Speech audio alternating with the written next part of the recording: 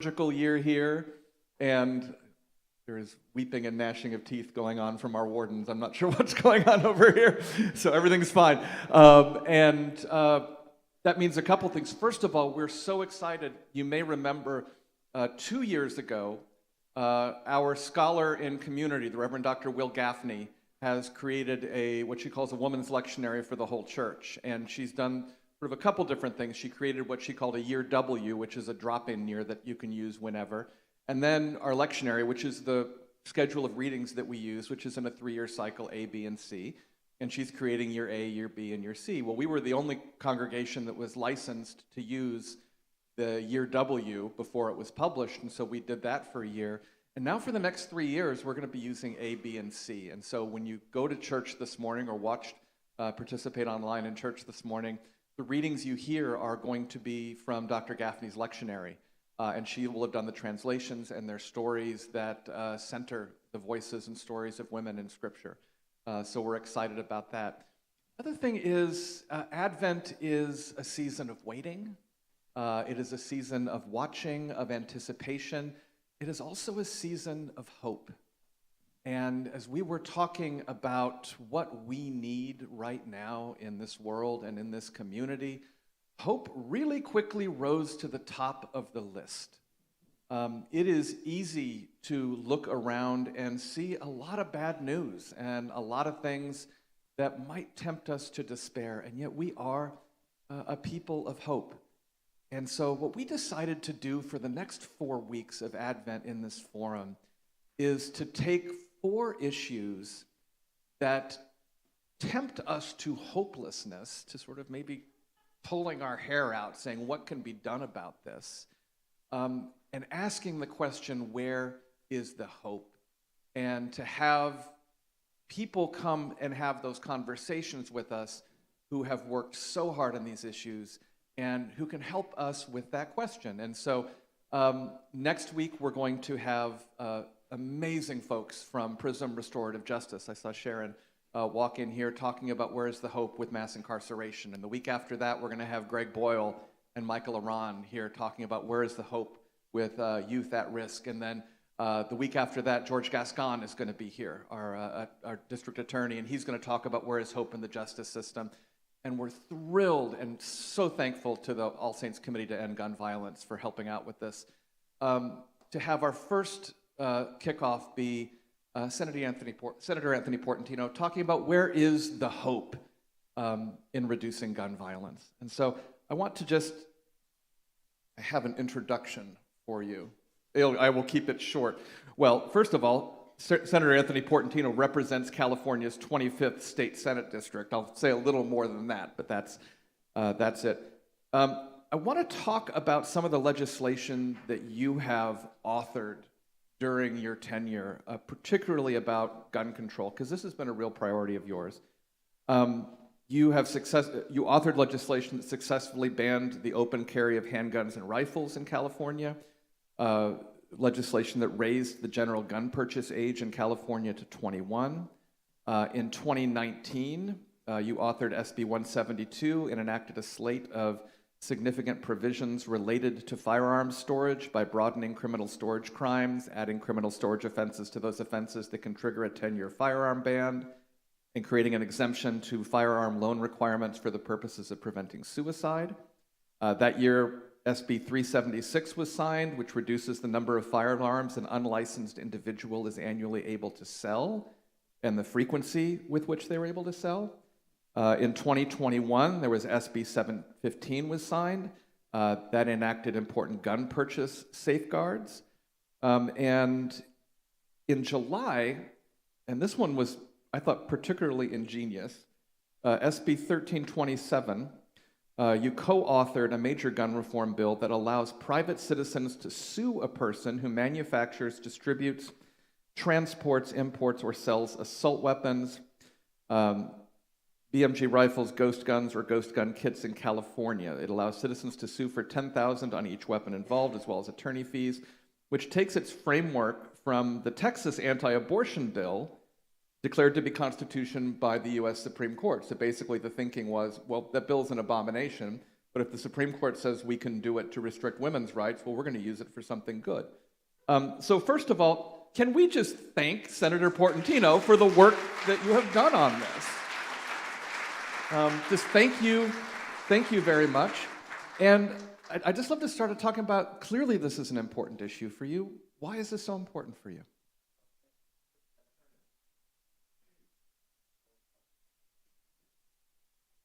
There we go. Well, first of all, thank you for spending your morning with me. I'm in a church and the walls haven't fallen down yet, so that's always a good sign.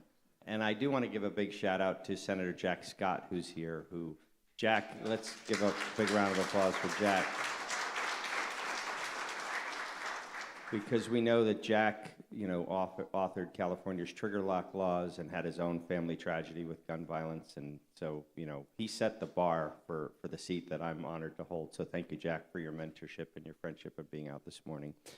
I'm like everybody else. I mean, we shouldn't worry when we send our kids out to public.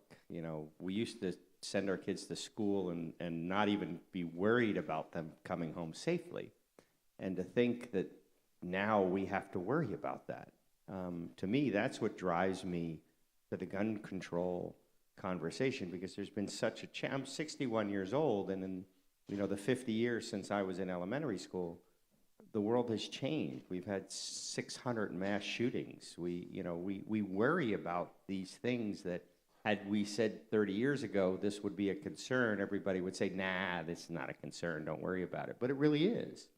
And so I come to the issue just as an average person who wants your family, my family, our neighbors to be safe. My own daughter was on a lockdown when there were shooters at the Glendale Mall, I think it was 5 years ago. I got that text that she was locked down. So when we think, is it going to potentially affect us? The answer is yes.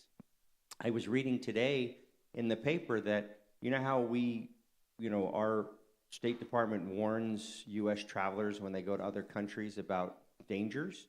Well, other countries warn their tourists when they come to the U.S. that this is a real public health problem in the U.S. And so if other countries see it, we certainly collectively should see it. So that's what draws me to this issue. I always say I legislate from the perspective of being a dad. And as Julianne will say, sometimes I can be an uncle, and I was just worrying about her. It's just in my nature to worry about, my friends and my family and my loved ones. And so that's the extension of why I think gun control is so important, because it is a public health crisis, and it is in a uniquely American situation. Other countries that have strong gun control laws don't have this problem that we have in the U.S.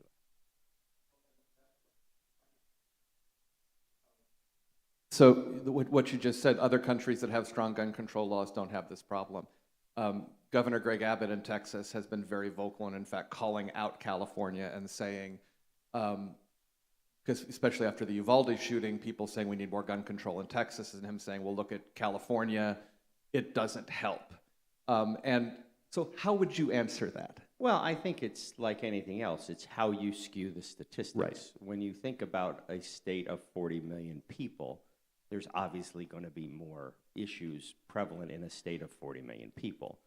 But we also know when you extrapolate, when you take the per capita incidences, we know that our gun control laws work. The statistics are on our side. They're not against us. And so somebody like Abbott, there are folks who want to deny the problem, frankly, because the NRA has politicians captive to their perspective. I was even watching CNN the other night, and they went around the table, and they have the obligatory conservative pundit, the liberal pundit, the moderate pundit, and they said, all right, what two things should we do to, stem the tide of this gun violence? And of course, the conservative pundit talked about being tough on criminals and the breakdown of the American family. And even my 21-year, Julianne, you would have been proud of Bella. She was so outraged. She said, there they go again, attacking LGBT people, because she knew that was code for that. And so that's their their answer, and it's just can I say bullshit in a church? As long as it's bullshit, you can say bullshit. It's bullshit. I also want to give a shout out to Virginia, because the one law we didn't mention, she had the genesis when I was buying a sweater that she knitted at the alternative Christmas fair last year. She gave me a bill idea, and that became signed by Governor What was that? Talk about that. So we talked about making our school campuses safer, and so we started thinking about, creative ways to make our schools safer. And obviously, you talked about the safe storage laws, and now we're going to force schools to educate their parents about safe storage. Virginia wanted us to create a registry of guns. We tried to get that through, but it also then morphed into making sure that we follow through on credible violent threats on school campuses. So we saw in Michigan that school district received notice that there was a shooter coming and didn't do anything. And so now if you have information of a credible threat, you must investigate it. And so thank you for taking the time. Right. Thank you, Virginia. To share that. And that ties into the hope piece, because, Right, this is an opportunity where somebody took their passion, brought it to my attention, and we changed state law. And so we can make a difference in this conversation. We do make a difference in this conversation. And, I look at hope. To me, hope is a very controversial concept, because there's sort of like two sides to hope, what I call sideline hope and radical hope, right? Getting involved hope. There's sitting there saying, God, I hope it gets better. And then there's getting in the game and enacting upon your hope. And so, it can be controversial, because it could also make us complacent. And I like the idea of active, involved, radical hope versus complacent hope. And Virginia had that radical hope and took me aside, and I ended up buying the sweater too. And now you're right. And now you're knitting a bigger one for my friend Henry Stern's daughter, because by next Sunday I got to come shop in the morning before I fly to Sacramento. I got to come buy another sweater. Anyway, I'm sorry. No, that's great. And so hope can often be founded in data. Right. And one of the challenges of proving that gun control is effective is you're really trying to prove the negative. Because it's like, well, we had this and then this did. Well, are you sure that's why that didn't happen? And we also, in the 90s, the CDC was basically ordered, you cannot study this as a public health crisis. So even though it is one of the biggest causes of death in this country, we're not allowed to study this and have data. And like Johns Hopkins and some other places have centers for gun violence prevention that have done this.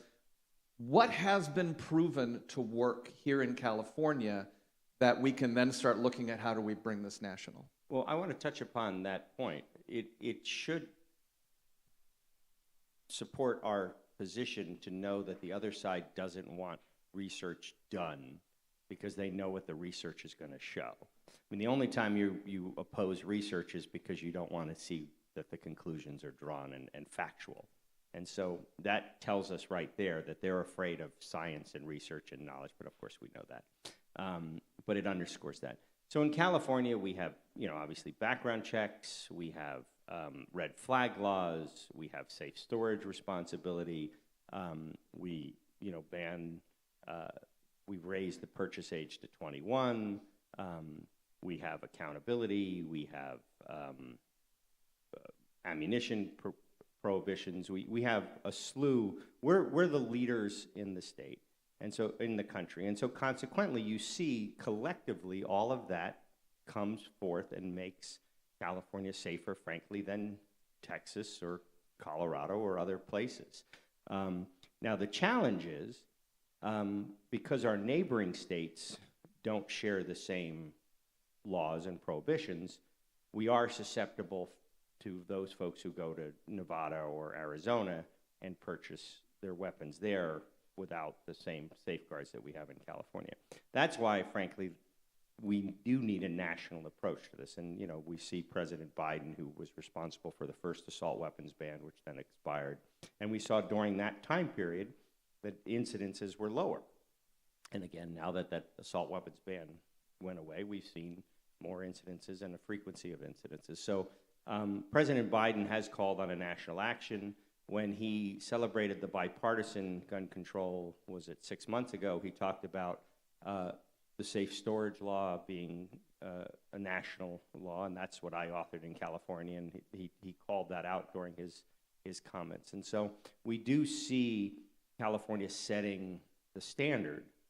Now there's more to do. Obviously, when the Supreme Court struck down the concealed carry permit, their recent decision, and I have to say it was I was very disappointed in the last day of session.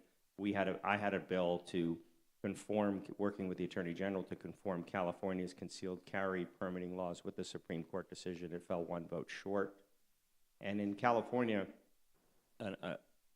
we have a 72-hour law. You can't amend a bill. It has to stay in print 72 hours. And so since it failed on the last day of session, I couldn't amend it from an urgency bill, which required 54 votes, to a majority bill.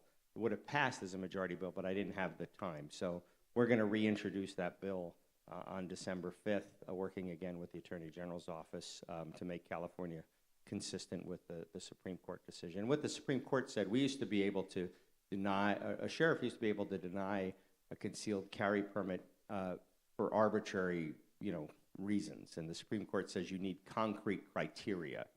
And so we're going to codify concrete criteria. And that could be domestic violence. It could be, other personal things that you've done in your history. We can require testimonials. You need 3 people to say you're worthy of that permit. So we're going to codify concrete criteria, and then also make it statewide, because right now it's sheriff by sheriff decides who gets a concealed carry permit. We're going to create a concrete criteria for the whole state. The other thing that the Supreme Court said is you can have prohibited places. And so we're going to codify an expansive list of prohibited places. For example, a church, a public building, an amusement park, Dodger Stadium, your neighborhood park. We're going to codify the list of places that you can't conceal your weapon in. And so that's going to be on this year's docket. I do want to go back to the 327. You talked about that, again, if the Supreme Court says that Texas can use a private right of action to go after a woman who has an abortion, or a doctor who commits an abortion, if they can penalize women on a private right of action, we can certainly use the same legal theory to go after ghost guns. And the beauty of the California law is that it says if the Supreme Court declares Texas's action unconstitutional at some point, then the California law will go away. But if they say it's right in Texas, then it should be right in California. And frankly, the idea came from Governor Newsom. He wanted to expose the potential hypocrisy in the Supreme Court and in Texas things. So he came to Senator Hertzberg and myself, and we jointly authored 327, and obviously he signed it. And, I think it was a bold move on his part, and I think it makes sense. Let's challenge what they did in Texas, and let's put the Supreme Court on notice. You can't have these situational ethics. How often have we heard folks on the right talk about, what's wrong with situational ethics? Well, we'll hold you accountable as well, and let's make California safer while we do it. Can you talk about what is a ghost gun? Ghost guns are those guns that you can buy parts for, or guns that are off the registry that you import from out-of-state suppliers that don't have serial numbers, or that you put together with parts that you manufacture in different ways, and then people sell them. Not the ones you would buy at Big Five Sporting Goods, for example. The series is called Where is the Hope? And you've talked a little about that.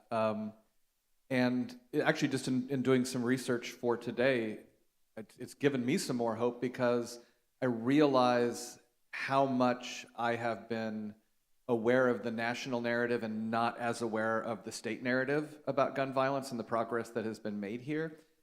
And it feels like over and over again, particularly when we look at school shootings, and then we look at what happened at Club Q, and it just, in these places that are supposed to be safe, that you have this horrendous violence. I gotta admit, I'm tempted to hopelessness, that it just keeps happening again and again. Where do you find the hope? Well, I think you have to find the hope. Starting here we are on a Sunday morning at 9 o'clock in a room full of people who care, who love, who hope, who dream, who pray, right? So here we have a group of people, and that positive spirit resonates. I always say, you have to believe tomorrow's going to be better or you don't get out of bed today. So it's incumbent upon us to believe that tomorrow's going to be better. And, I think it was Mother Teresa that said, when they tell me my efforts are but a drop in the ocean, I say, isn't the ocean better off for that drop?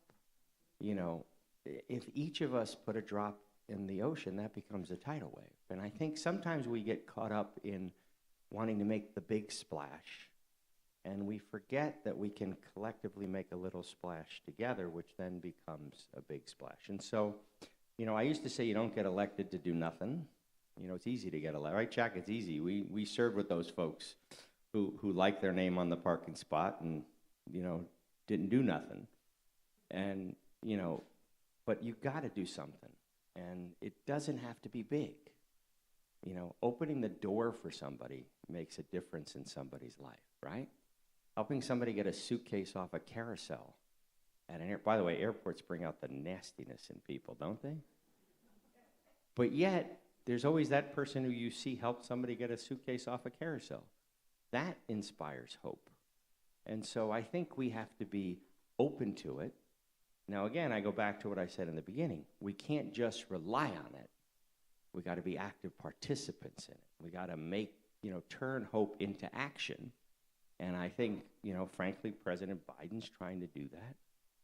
I think, incremental positive change is a good thing. Sometimes it doesn't come fast enough. And as you said, you never know when you prevent something, but you prevent something, right? You know it.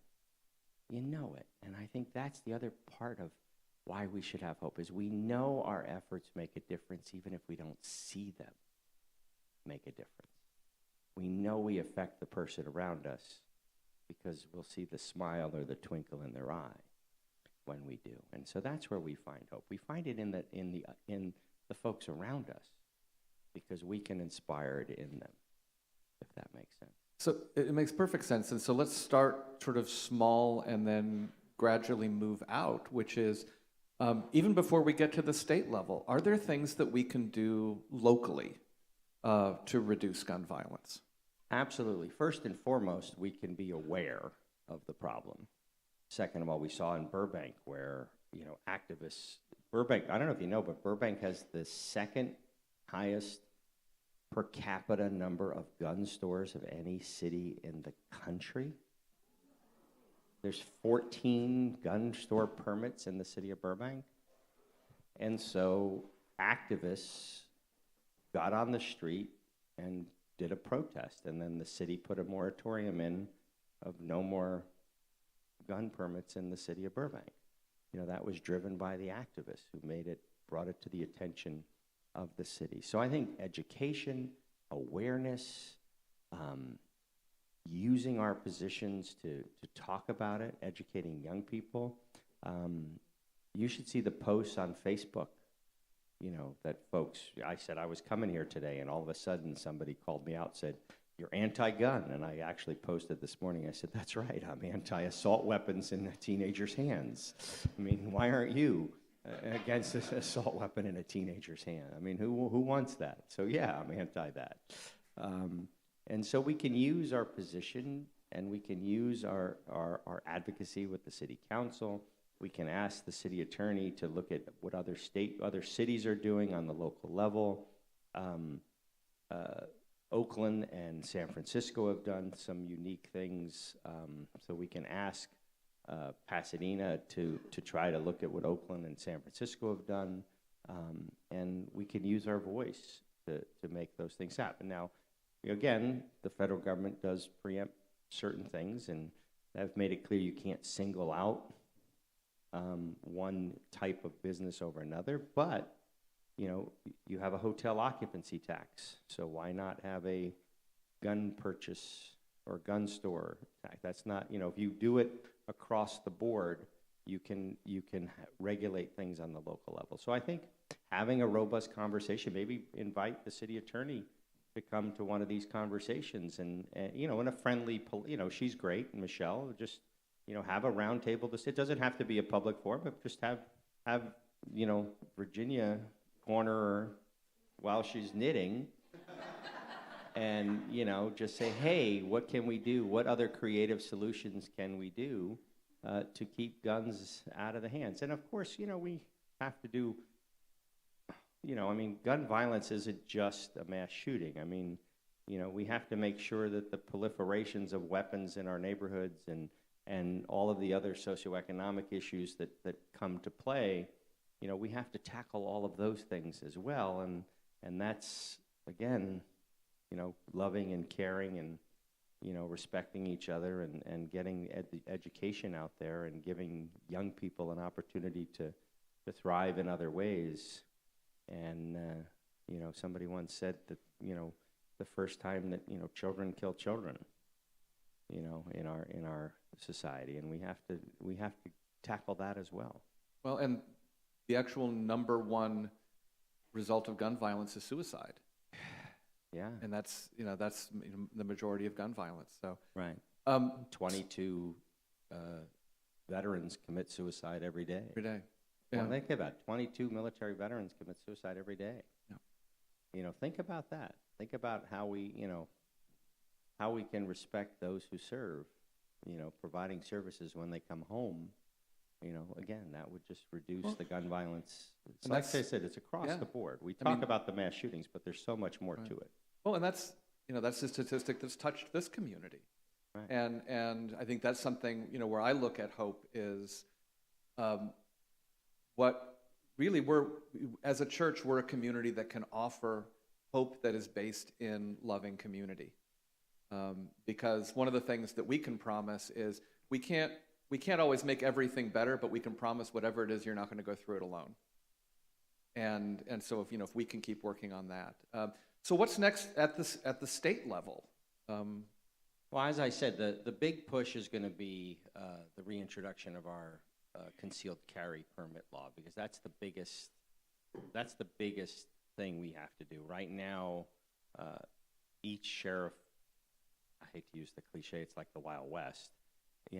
Each sheriff has the discretion without any criteria to award these concealed carry permits based on the Supreme Court decision. So we have to codify and get a bill on the governor's desk as quickly as possible to make sure that we don't have that unregulated system out there where it's just the largesse of a sheriff. Because as you know, there's a lot of sheriffs out there that, give these things out much more regularly than other sheriffs. And, we do need to codify. So I think that's the biggest piece of unfinished business in California, is to make sure we conform to the Supreme Court decision in as robust a way as possible. Is there any move, and maybe we've already done this, I'm just not aware of it, specifically about licensing? No, we have not done that, but that is something that has been coming up more and more. Licensing, we have obviously the concealed carry permits. We have, in order to hunt, you have to get a hunter's license, and again, that's an area where we see statistically the folks who go through that 8-month hunting course actually don't cause a problem. And so years ago, when we did some of the other laws, we exempted out hunters because statistically they're not the problem, and that's why that bill holds constitutional muster. By putting, people were saying, well, why did you put that exemption in the bill? And I said, because A, they're not the problem, and B, it'll help us with constitutional protection. And so we see in those acute areas where we have the training, where we have the licensing, where we have the controls, again, it's effective. Is it possible, and this is just my own ignorance, is it possible to, on a state level, do things like have an assault weapons ban or ban high-capacity magazines? Yes and no. We've done it, and then in some cases the Supreme Court or other courts have thrown it out. I'm of the mind to push the envelope, and so we should dare them to overturn especially in this time. We should push the envelope as much as possible. But yes, we run into federal issues when we do certain things. Well, and it's like you mentioned that President Biden referenced some of the legislation here in California, which is, I mean, this is part of how some of this works, is something starts as a local piece of legislation and then enough municipalities adopt it, and someone gets the idea to make it a state legislation, or someone's buying a scarf and gets an idea for a state legislation. But then other states look at what has worked. Right. And is there, the data seems so important. And I know that there are private institutions like Johns Hopkins and some other places that have institutes for reducing gun violence. Has there been a push in California to fund the kind of research that would do this data? And is that something that we can push for? There has been, and I forgive me, I don't know. I know that there has been, and I don't know if it's through Berkeley or through, what, is it UC Davis? Yeah. Oh, yeah, UC Davis. Yeah. As time goes, I should know that. Yeah. So, I'm sorry for slighting Davis and going right to Cal. My mistake. And I'm glad Virginia's here to help me. Yep. Once again. Well, I want to just open this up to this other folks. Liz, I was going to start with you because there's also some sort of maybe unintended consequences to some of this. And she's smarter on the law than I am. Thank you so much for being here, and thank you for all of the information and the bills that you've supported. This is a very difficult topic for me because, you know, just last week we were talking with Frederica Newton about the Black Panther Party, right? And if you know the history of California and the gun laws, it was in the 1960s that we started creating all these laws, Ronald Reagan, because the Black Panther Party showed up on the state capitol with their open carry guns. And it's, you know, most people might not know that even the NRA was supporting gun control once the Black Panther Party openly was carrying guns. So the legacy of gun control and the Black community and the racism still is existing today. And it's really, like I said, a hard topic for me, because I'm a mom and I send my kids to school and I don't, you know, I watch the mass shootings, so it's terrorizing, right? But I'm also a mom of Black children, so I realize that my son may be in a car as a teenager and may be pulled over and one of the kids has a gun, and my son will likely be targeted to go to prison far more than a white child in the same situation. So how much are you guys taking that into consideration at the Capitol when you're drafting these gun control laws, you know? And specifically in LA County, I think it's a really big problem because the gun control laws get used far more against the Black and Latino kids in those communities when statistically the mass shootings are happening by the white kids. So, you know, that's a big problem for me. You know, I have clients who are 18-year-old kids who are riding the metro train to community college and carrying a gun. And they do it, you know, I talk to them, they're my clients. They do it because they're scared out of their mind. They live in dangerous communities and they think, I got to get to college, you know, but I got to protect myself. And they're now looking at prison, you know, because the laws are so disproportionately used against them. Then the gang allegations and the gang enhancements, you know, are specifically targeting Black and brown kids, and then it tacks on 10, 15 years. So how do we balance, you Well, know, I think controlling guns, which of course I support, but not overly targeting Black and brown communities? Well, I think first and foremost, we shouldn't be targeting Black and brown communities, period. I mean, the inequity in the situation in society is real.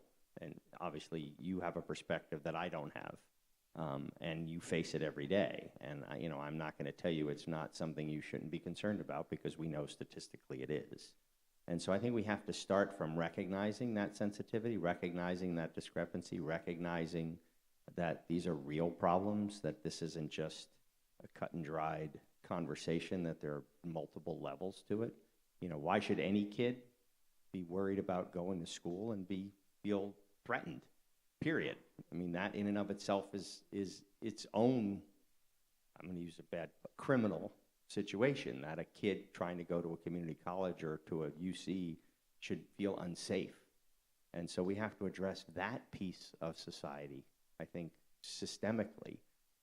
But those conversations do happen. I mean, we don't do these things in a vacuum. There's always the perspective of, is this fair? Is this implementable? Is this going to have an unintended consequence? And sometimes that's why things don't happen the first year, because we have those conversations and people put the brakes on things and say, you know, what are the controls? What are the safeguards? How do we make sure that this doesn't get misused? And again, when we did the bill to say you had to investigate a credible threat, that was the first question that was brought up. Is this going to be used to target? And you know, we had to make sure that, you know, existing law allowed certain things to happen already, and B, we put specific language in the bill to make sure it wasn't getting misused to be as a tool to go after a black and brown student unnecessarily. And so that's a perfect case where we had that conversation as that bill went through the system. But we still have to start by recognizing it's a real concern.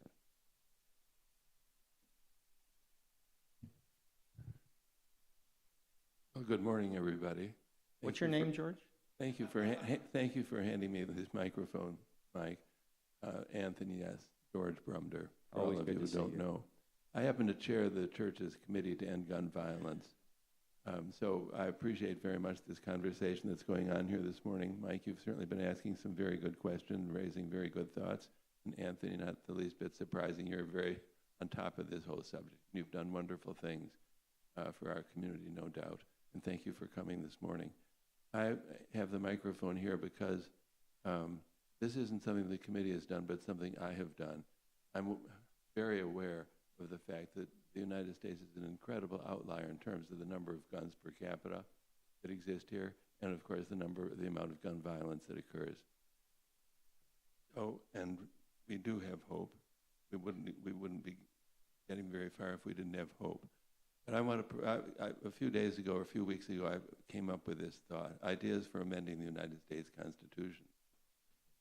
When you talk about limits on what the state of California can do, of course, the Constitution is lurking in the background and limits what we can all do across the country.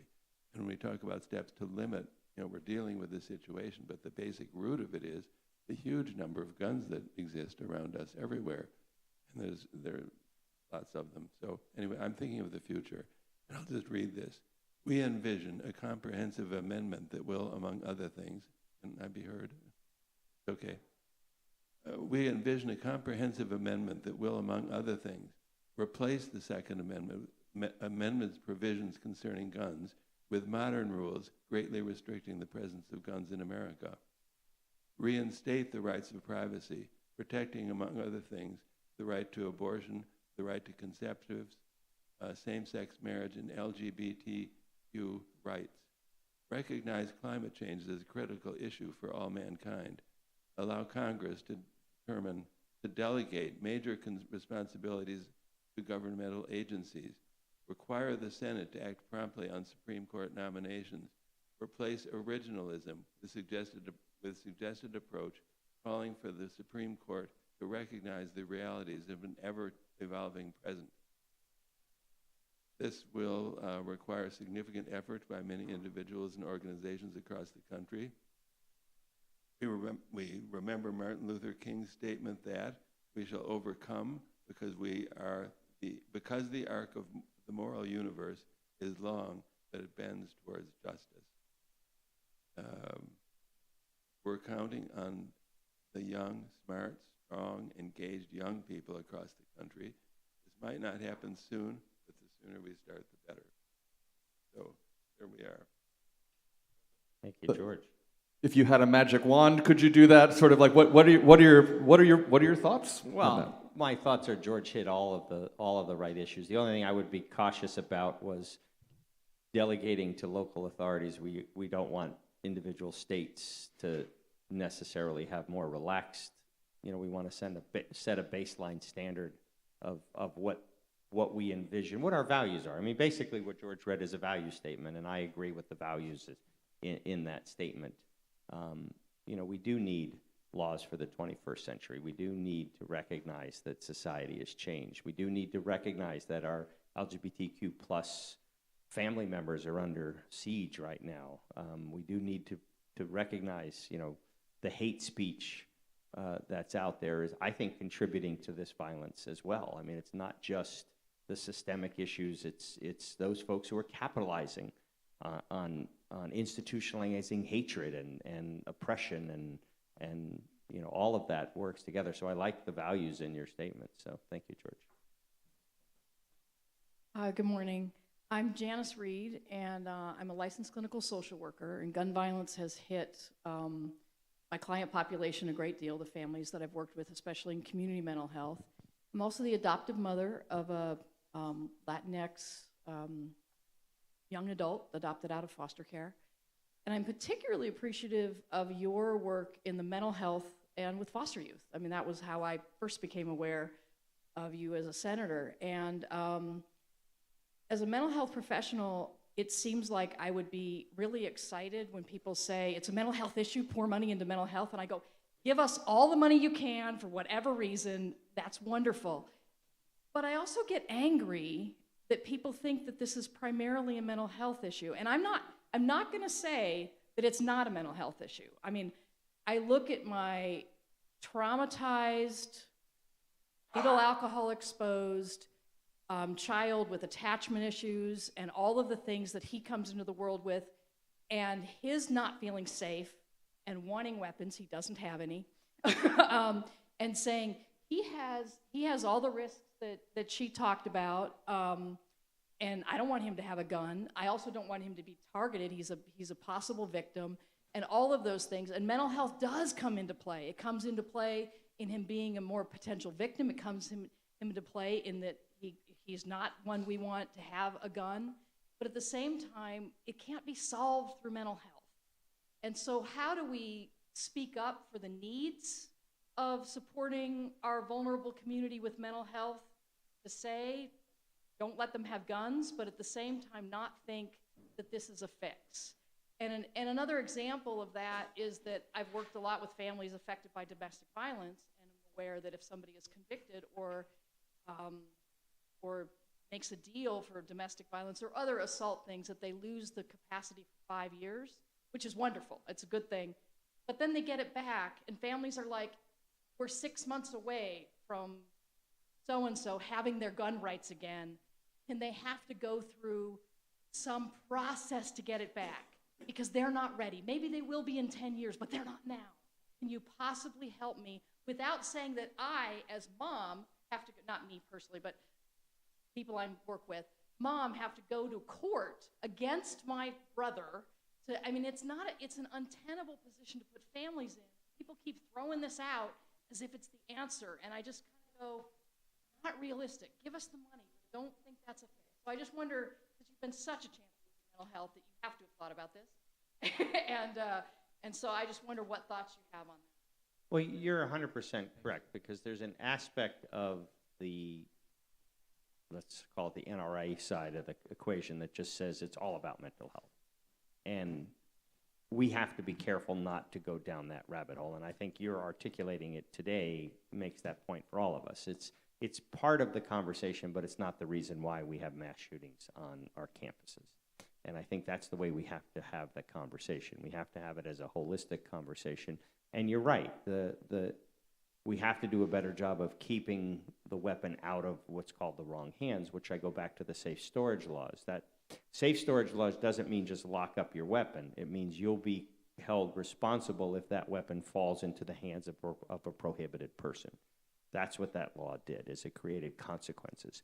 Now, we also have to make sure that the prosecutors, when somebody lets their weapon fall into the wrong hands, because again, 65% of the shooters on campus get that weapon from the household.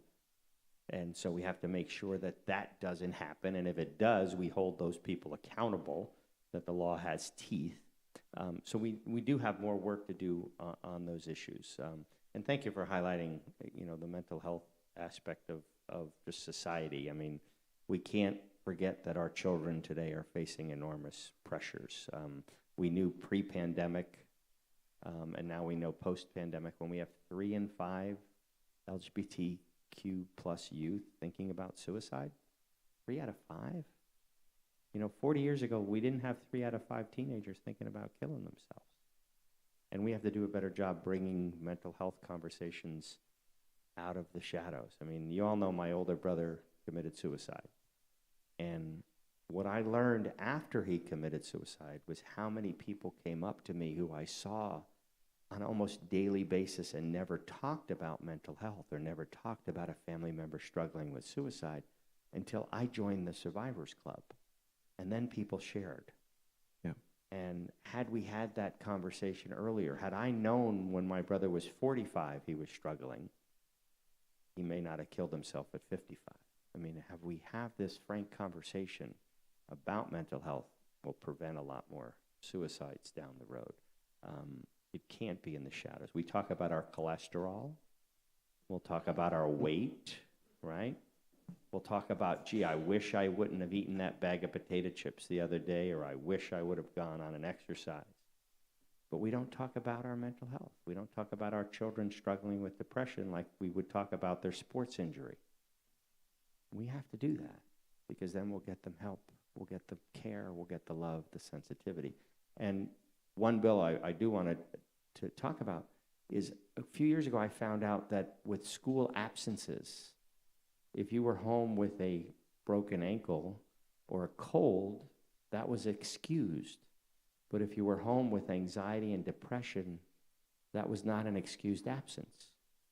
And so I put in a bill to say that mental and physical health should be treated the same way. And so I was having an editorial board interview about the bill with a major newspaper chain.